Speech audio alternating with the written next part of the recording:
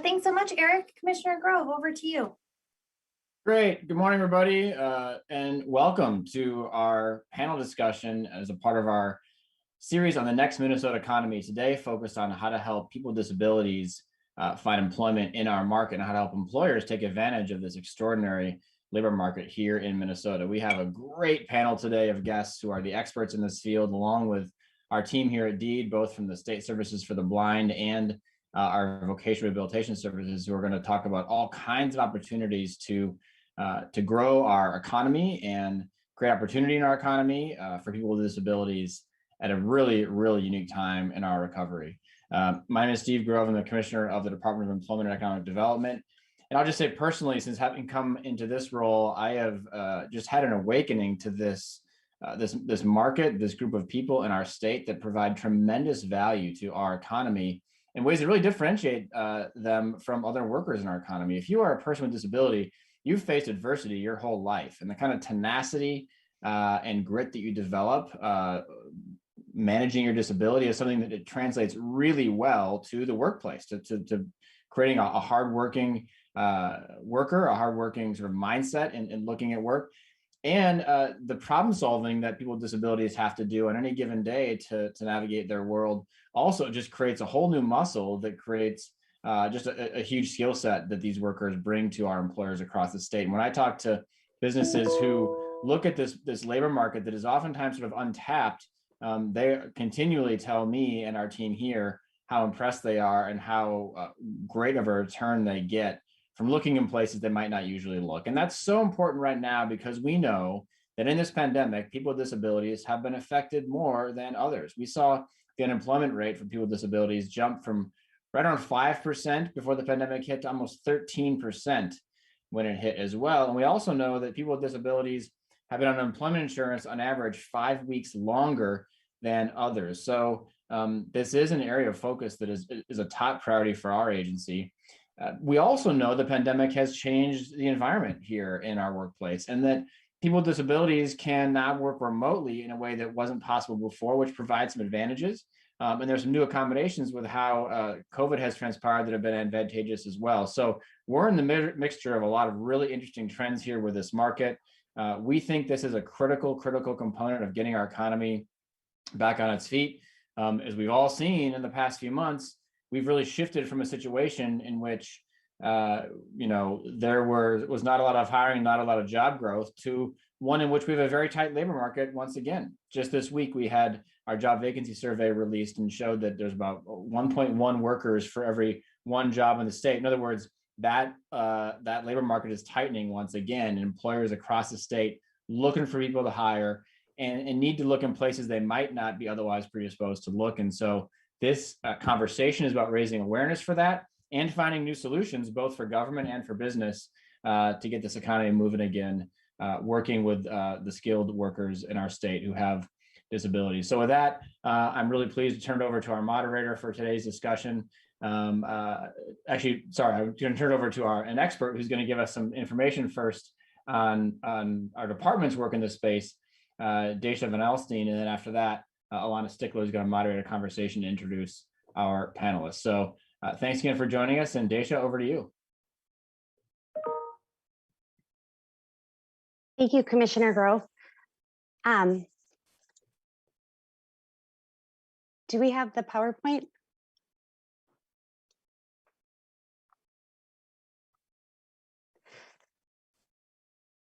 Well, I am Daisha Van Alstine, and I'm with State Services for the Blind's Workforce Development Unit. I'm here with Marcy Jasper, actually. And she is from the Vocational Rehabilitation Services General Agency. We represent two agencies that help individuals with disabilities get back into the community, into sustaining wages. So there is a vast candidate pool of Minnesotans who are ready to fill vacancies. We do know that there are a lot of jobs also out there that need these individuals in the disability community, as well as in our programs. We represent all all career fields, all education levels, all ages, and all disabilities. Disability doesn't discriminate. In fact, recent censuses show that 1 in 4 Minnesotans has a disability. And when businesses hire individuals, they can improve profitability. We are on slide 2. When businesses hire individuals with disabilities, they can improve profitability by having workers that are statistically staying longer in positions, and they can tap into a large market segment. Studies have shown that bringing people with individuals into your business also creates an inclusive environment in which even maybe current employees that have disabilities that haven't been comfortable disclosing may even be willing to do so. It makes everybody feel welcome. The next slide, please.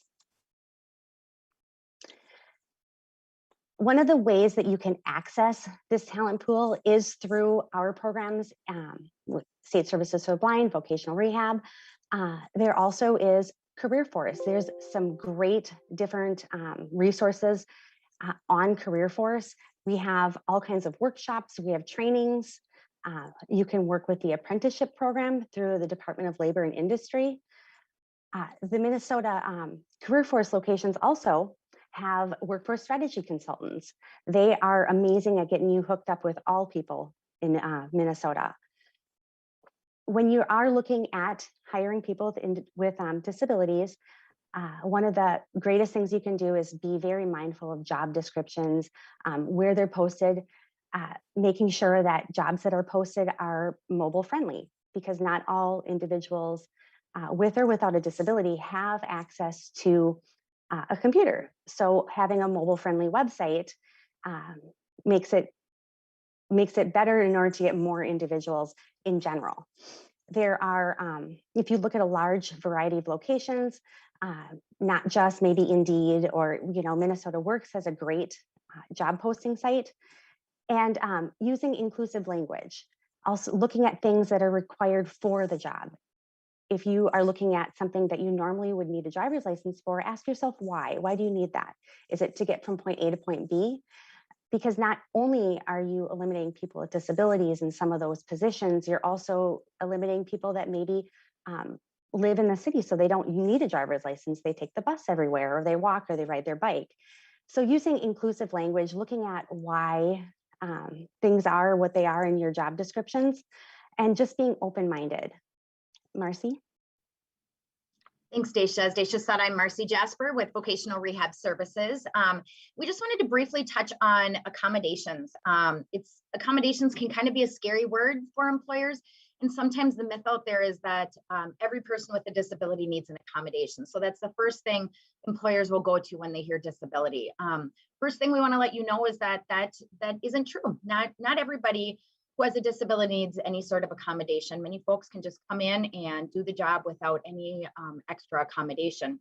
Secondly, when someone does need an accommodation, the stats out there are that over half of them actually cost nothing at all. Think of changing a light bulb, think of changing a work schedule, very little accommodations out there. And then thirdly, there's many resources out there. So if somebody does need a bigger accommodation, there's many resources out there that can help. One of our favorites is the Job Accommodation Network. It's askjan.org, which is a fabulous website that goes through many disabilities, many accommodations. So that is one we direct employers to all the time. Another one is the STAR program. So highly suggest to reach out to those if you do have an employee that has requested an accommodation. Like I mentioned, some of the accommodations can be part-time scheduling, maybe a flexible start time for childcare or busing, changing a fluorescent light out, and then all the way up to just some certain assistive technology devices. So one thing to remember is just that a simple accommodation could really help you actually find a fabulous dedicated employee. So moving on to talent, every employer knows how expensive it is to train and hire new employees. We found that the retention of folks with disabilities is actually higher on the job than it is for individuals without disabilities. So When you're looking at hiring people with disabilities, or you have folks with disabilities already in your business, one of the things that is very helpful, or several things that are very helpful, is number one, just having some policies in place that communicate a commitment to inclusion. Another one is providing disability awareness training to all staff.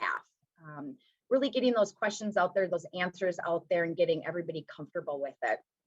And then thirdly is just those accountability checks, having listening sessions and exit interviews and employee resource groups, just to really make sure that your commitment to inclusion really is working. So with that, I'm going to turn it over to Alana.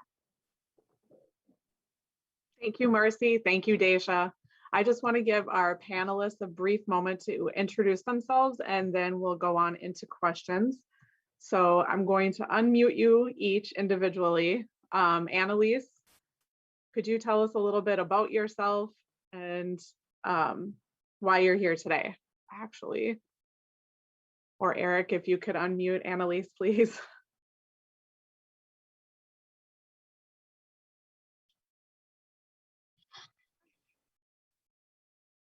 So my name is Annalise, and I'm currently working at Compass Childcare.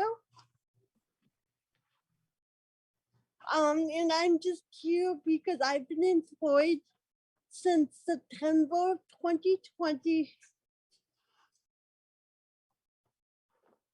All right, thank you, Annalise. We can move on to Lori Kingston. Hi, I'm Lori Kingston. I'm the interim senior human resource professional with Metropolitan State University, and we do have several individuals with disabilities that work for us. Thank you, Lori. How about Catalina?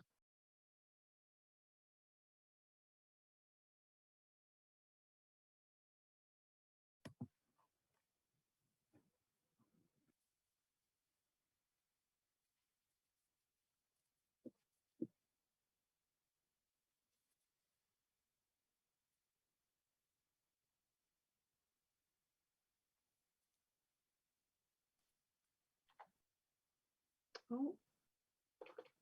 Did we lose Catalina? Yeah, she was just here. She must have got booted out. So I'll circle back to her. Nicole, if you could introduce yourself and tell us a little bit about why you're here. Sure. I'm Nicole Clark. I'm an HR manager at HGA, which is an architecture, engineering, interior design firm in Minneapolis. And I've been with HGA for 12 years now, and we've been partnering with many different organizations trying to diversify our workforce, including having meetings with several people at Indeed and trying to make sure that we are being more inclusive in our job postings and our hiring practices. Thank you, Nicole. So I'll throw the first question to Lori. Lori, if you could tell us a little bit about your experiences as an employer hiring somebody with disabilities. Well, I think first and foremost, each and every individual has a specific set of needs and backgrounds and experiences. So you really need to work with each and every individual on what works for them to accommodate their disability, what they need from you, and find out what they like to do independently and really don't need your assistance with. Thank you. Annalise, you want to tell us a little bit more about your job and what you do there at the daycare center? So I work school-age kids, and I help them with distance learning. And recently I've been working with preschoolers and getting them ready for kindergarten. So is there a lot of technology involved with your job? We use the Bright Wheel app, so that's how we get a hold of parents, say activities we're doing. We have to put in lunch, but that's fine.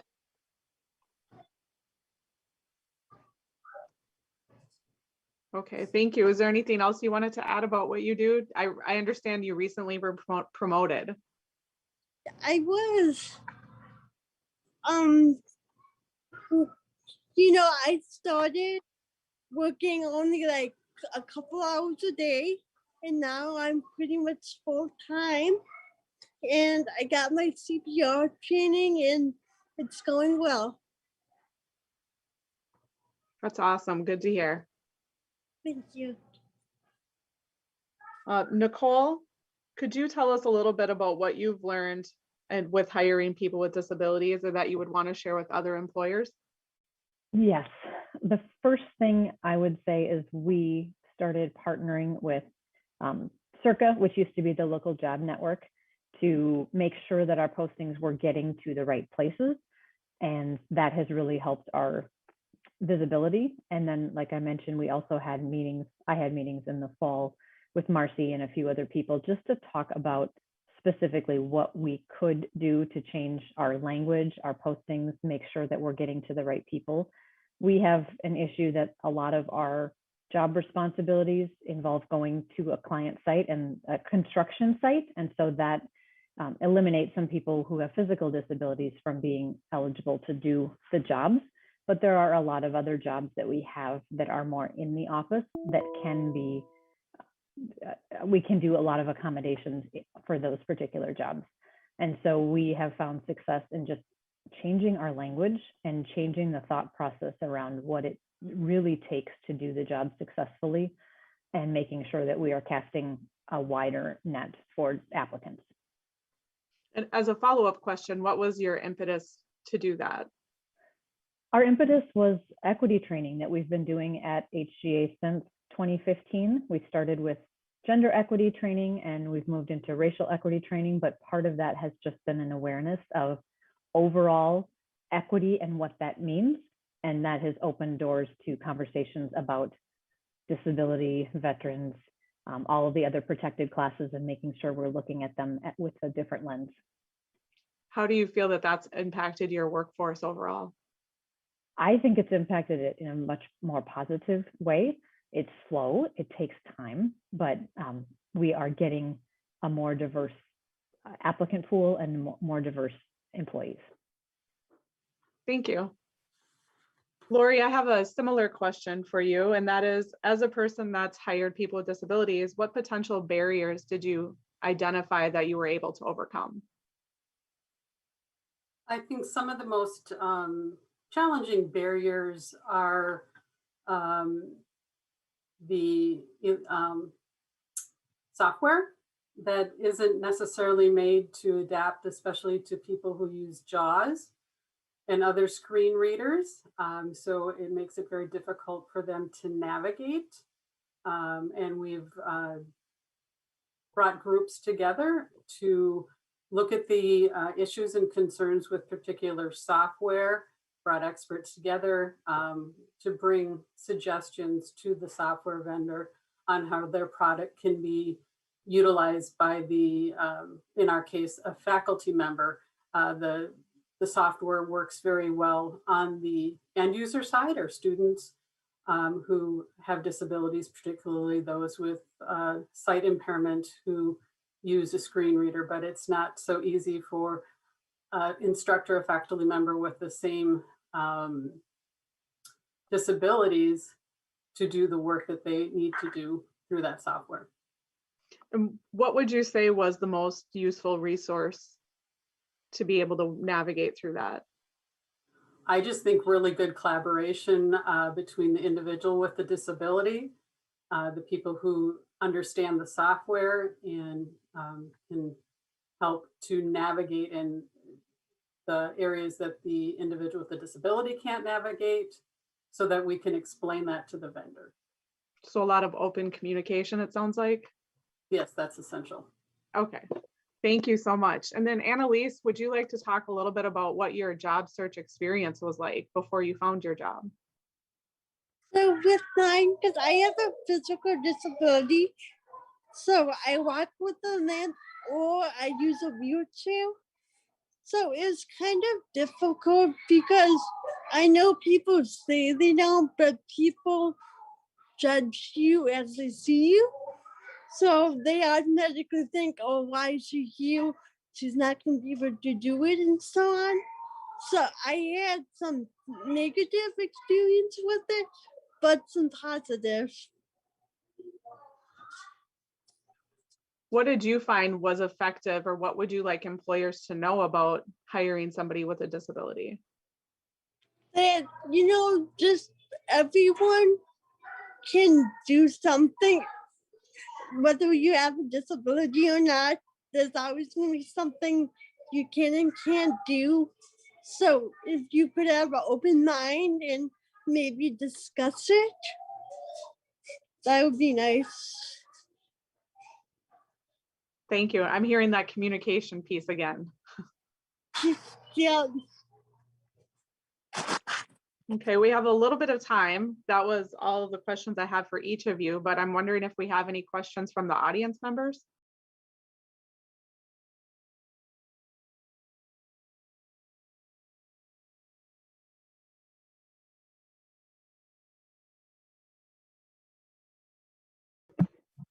This is Tasha. May I ask a kind of a general question?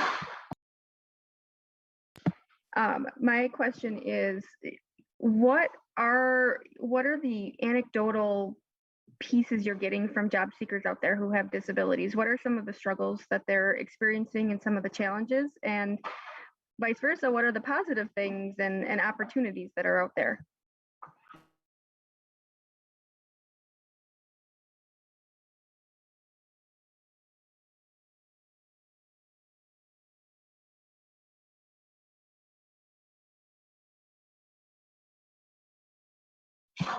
And perhaps I'll be more direct for the employment specialists of Voc Rehab Services and State Services for the Blind. What are you all hearing from the people we serve?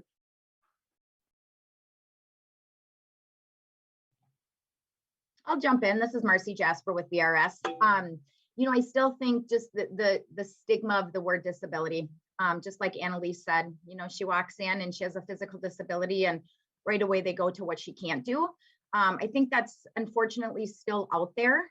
What we really find though is once an employer hires somebody and they really see what they can do, their eyes are really opened at that point. And then they really look past the disability and look at kind of the strengths. So I think Annalise said it right as far as like just being open and looking past that disability and giving them a chance at stuff that they can do first. This is Alana. I'll jump in too. I actually had a conversation with Catalina yesterday that talking about the stigmas that people with disabilities, especially those who have a disability that's able to be seen, not an unseen disability, but like she has a dog. So when she walks into an interview, the tone automatically changes. And the message that she wants employers to take is that just give us a chance. Don't focus on the disability, focus on the individual, focus on what they have to offer and how they can benefit your company. This is Daisha. I'll jump in here too. There are a lot of situations in which individuals will go into an interview and they do have that disability that is visual, and the employer gets stuck in this, well, if I couldn't hear, I couldn't do that job, or I couldn't see, I couldn't do that job. Technology has come so far and accommodations have come so far. There's always going to be things that we're not going to be able to accommodate, but most individuals with disabilities, talk to them. They have the disability. Talk to them and have this open conversation about how can I help you do this job, or what do you need to be successful? They're going to be your biggest expert on it. And there are so many other people that are able to help. We have, programs like the STAR program that can loan technology. Both VRS and SSB have employment specialists and technology specialists that go specifically out and look at accommodations. They look at technology. There's support. So don't get hung up on well, I don't think I could do it. You probably could. I'll jump in one more time too. This is Marcy again. Is just a, a reminder to employers that 1 in 4 Americans has a disability. And so a lot of times employers will say, well, we don't have anybody here that has a disability. It's like, you more than likely do with 1 in 4 having a disability. And as people have been hearing, COVID has really hit people hard. So people that maybe haven't had mental health before have now had, mental health has now kind of creeped up on them. So some of those hidden disabilities like mental health has really been impacted in this last year and a half. So again, just kind of looking past all of that and looking at what people can do.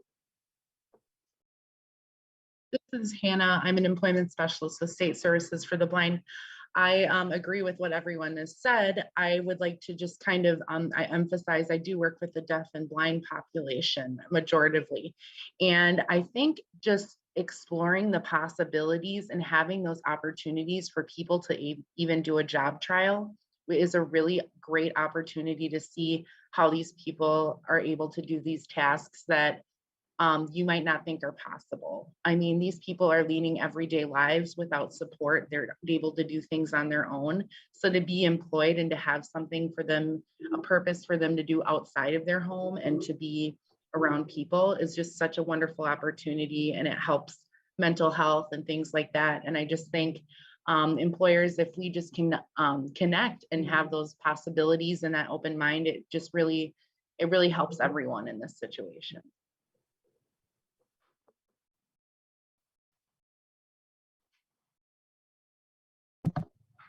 And this is Tasha again, since there's a pause. Annalise, I have a question for you. And my question is, what is the most favorite part of your job? My favorite part of my job is just like working with the kids, just because like they just randomly just like hug you and just say the cutest thing, like I'm on my break right now with them and they're kind of spying on me and they're like, what are you doing? What are you doing? So it's just overall, they're just cute. And Annalise, I have another question for you. So what did your employer do that made you feel welcome and included in the hiring process? So like, they automatically knew I had a disability and they weren't like judgmental. Like most people, they're like, we can try this and you have to tell us what you can and can't do versus, well, you can't do it at all, go away. Bubbly?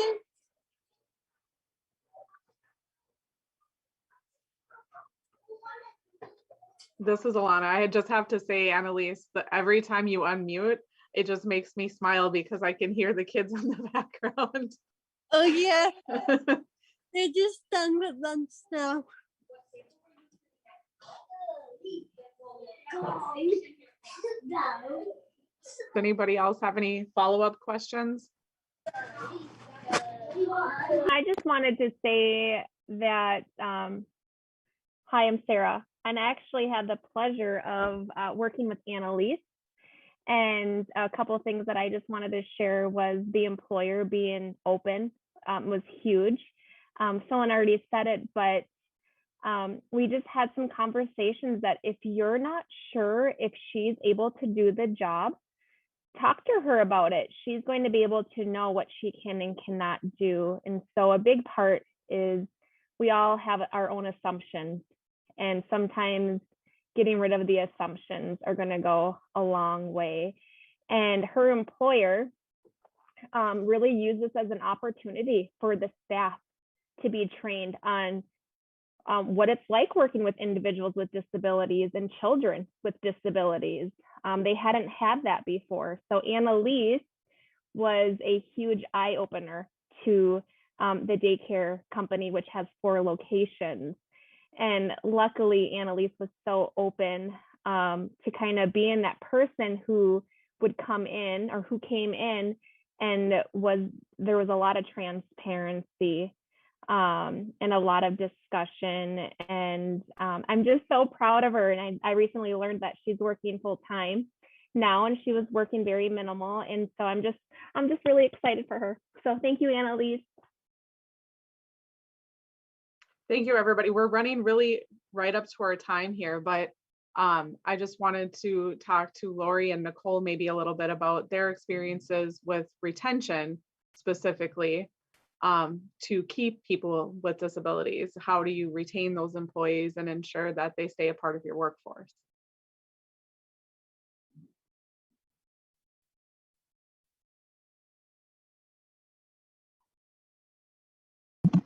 Oh, Lori, I think you're on mute.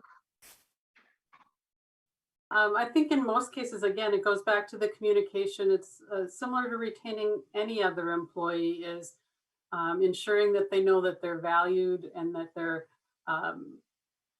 adding value to the organization, that you're there for them to support them in the good times and the bad, when things are going well and when they're not, and just to help them become even more of a contributor and have the tools that they need, and to learn together what tools might be out there. I think that the pandemic is probably going to do a lot for people with disabilities, because we've been forced to figure out how to do work differently for people who don't have disabilities. And we've seen how, although challenging, we were able to go to remote work and make work differently than we have imagined it before. So it kind of gives us some ideas to build off on how do we look at the work, and how do we allow people with disabilities to do some work that maybe traditionally we haven't thought it would work for them. I agree with Lori. It comes down to communication, and I think the pandemic has opened our eyes to a lot of things. I think the word accommodation used to have a really negative connotation for some people, and in this month or year plus of making accommodations for people and having alternate work schedules and accommodating kids and cats in the Zoom room and all of these other things, I think managers have realized that the word accommodation is not a scary thing. It's just making something work for that individual at that time. And it's no different than what we do for any other employee who's experiencing any other issue, whether personal or physical or mental. It's what we do to make sure that our workforce is succeeding and is happy and is going to stay, because our job market for us flipped from furloughs and layoffs to all of a sudden I have 27 open jobs and I've written 50 offer letters this year just for Minneapolis. So it's flipped quite drastically, and we need to keep the people that we have. So how do we keep that progress rolling with looking at jobs differently? For us, I think it's just an ongoing conversation. It's a conversation with me as the HR manager, with my hiring managers. It's looking at our language. It's talking about not being so regimented and so selective, and kind of opening your eyes to what is possible, and realizing in this last 13, 14 months, we have completely changed the way that we work, and we need to continue doing that, because people won't go back to where we were. It's not going to happen.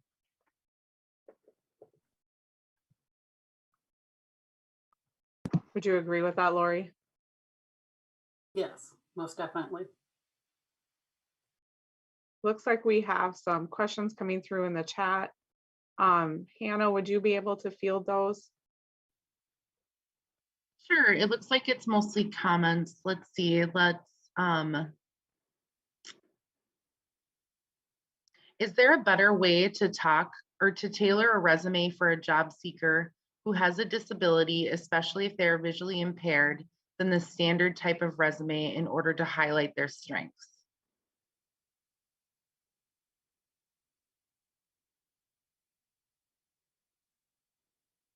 It's one of our employment specialists. Do you want to answer? This is Daisha. There's really no right or wrong way to answer this.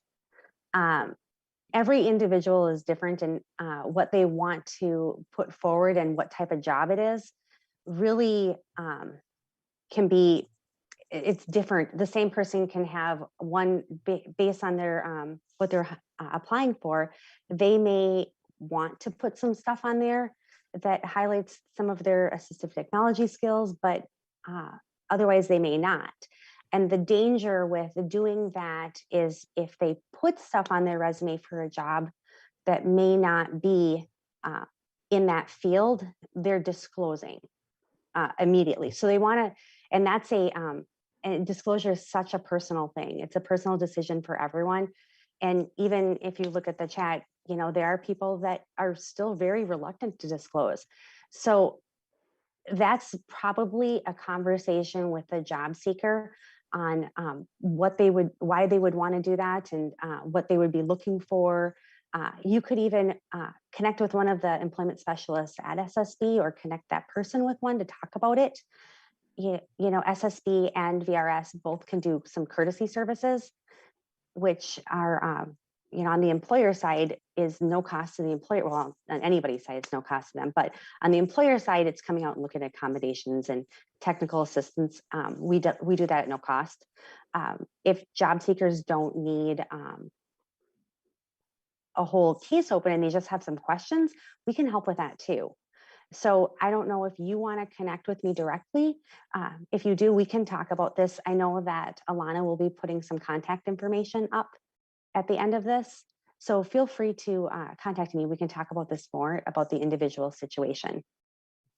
I know that wasn't a great answer, but it's an individualized situation. Yeah, this is Marcy, and I want to jump in and kind of echo what Daisha said, that it's a tough question.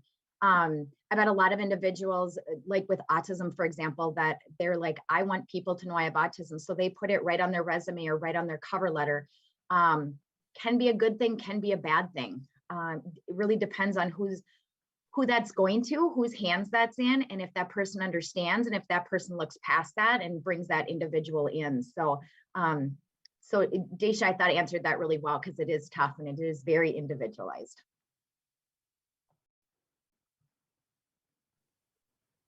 Thank you both. There's a few comments in the chat that I just want to kind of put out there. If an employer is reluctant to ask questions for fear of offending the person with the disability, most people understand and your concerns are willing to talk about what we can and can't do. So it just emphasizes how important communication is. We might not bring up our needs on our own for fear of scaring you off, the employer, and because we know we can figure some things out on our own. But if you ask how you can make things easier, we will be reassured that there won't be a question later. So just having that kind of feeling of like having that comfortable feeling of asking, and just kind of knowing that they're there for you when you need it. So. And this is Tasha, and I also wanted to acknowledge Tanya's comment that as a person with an invisible disability, I'm worried that others will find out about my disability when they realize I have an accommodation, and people will judge me as an in quote stupid. And I think this really goes to show that having a business or an employer that has that inclusive framework already built in, developing those relationships, having that comfort, so people that having an accommodation is just, oh, that's normal, that's just part of the way we do work, and your peers and colleagues and your boss, they don't look at that as something out of the norm, but that's just standard part of being an employee at the business. And that's my thought, is if you have those inclusive practices and that environment from the get-go, applicants and interviewees and employees feel comfortable in talking about those things if they want to, of course.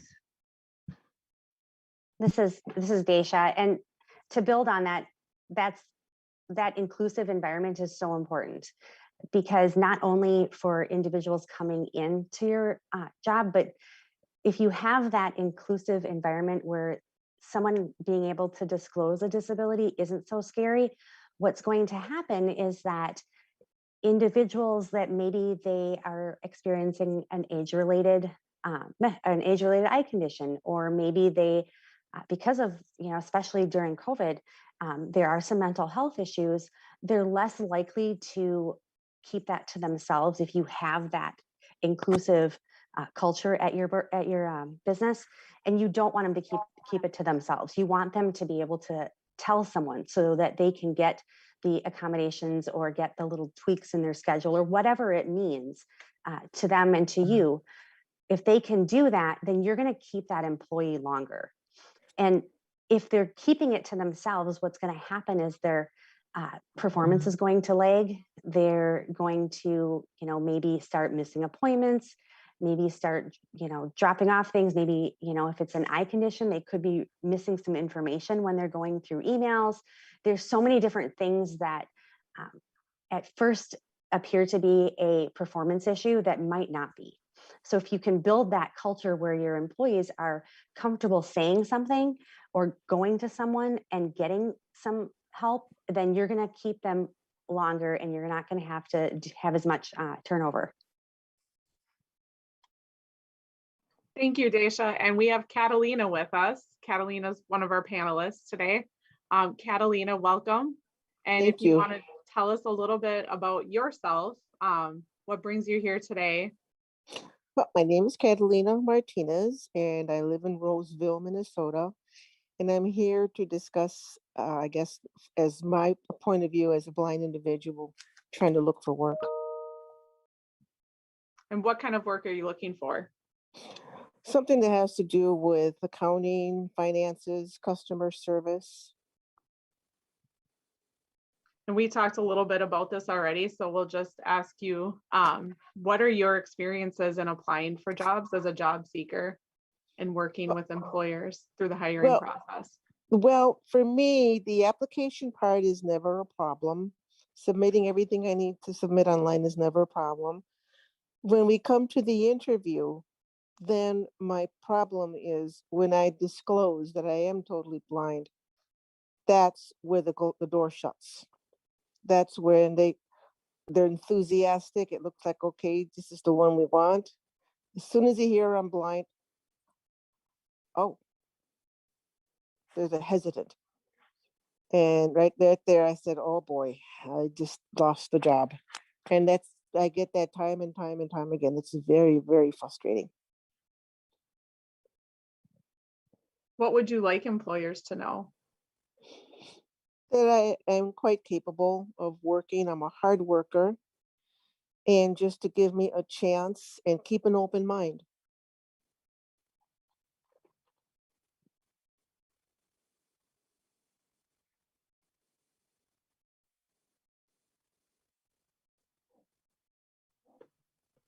Thank you, Catalina.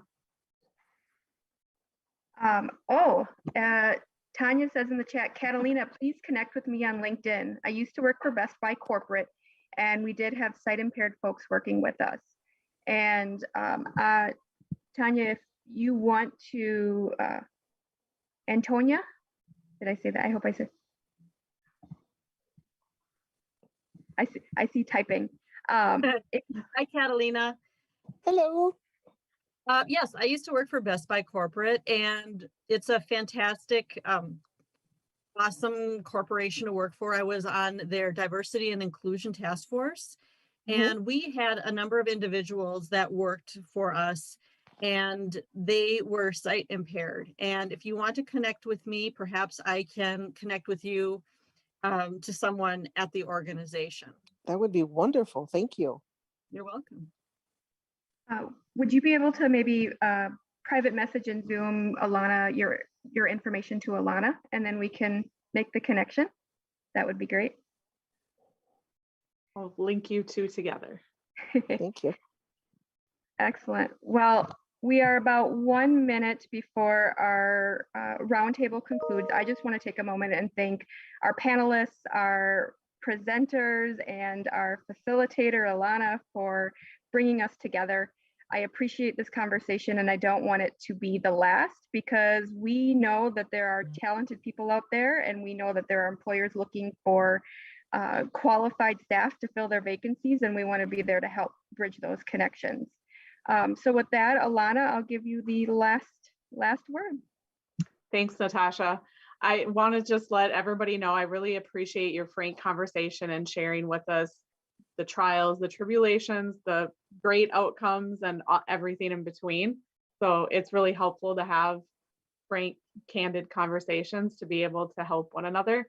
I wanted to let everybody know, anybody who joined late, that this is being recorded and will be available through YouTube on our YouTube live channel. Is that correct, Natasha? I believe so, yes. Okay. So with that, I bid you a good day. Thank you, everybody. Thanks, everyone.